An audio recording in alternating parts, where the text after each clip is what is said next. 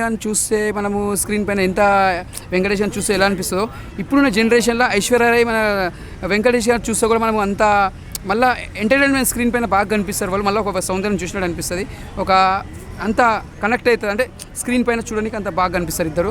మంచిగా చేసింది యాక్టింగ్ ఐశ్వర్య రాయ్ కూడా. ఇప్పుడు ఇక్కడ నుంచి ఆమెకు ఒక మంచి బ్లాక్ బస్టర్ రావాలని మనస్ఫూర్తి కోరుకుంటున్నా.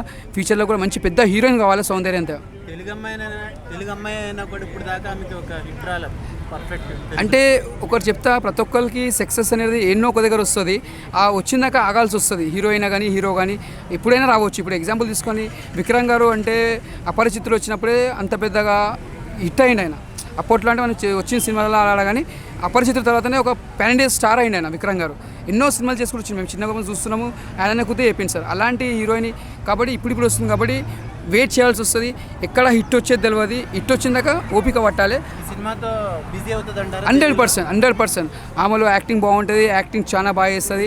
ఇప్పుడు మళ్ళీ మనకు ఒక తెలుగుకు బెస్ట్ మూవీ అని చెప్పి బెస్ట్ యాక్టర్ దొరికిందని చెప్పొచ్చు. మళ్ళీ మన సౌందర్య కోల్పోయింది కాబట్టి కోల్పోయిన రూట్ తీరుస్తుంది ఈమె యాక్టింగ్ తోటి, చాలా బాగుంది. అంతే.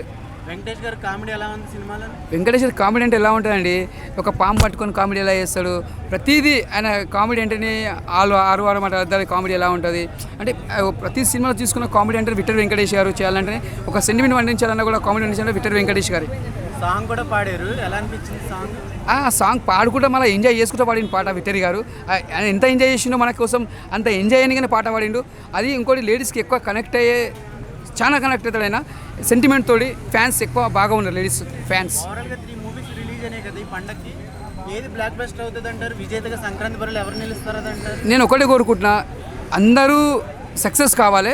ముందుగా చెప్పాలంటే మెయిన్ చెప్పాలంటే ఇక్కడ వచ్చిన సక్సెస్కి చెందేది డాకుబాయ్ ఫస్ట్ పాయింట్ 100%.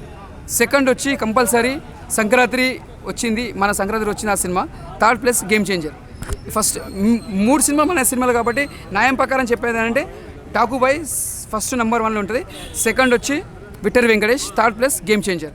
అవన్నీ మన సినిమాలే. న్యాయం ప్రకారం చెప్తున్నా, ఎవరు హట్టు కావద్దు, అందరు మన వాళ్ళే. న్యాయం చెప్తున్నా, అన్ని సినిమాలు సక్సెస్ కావాలి, బ్లాక్ బస్టర్.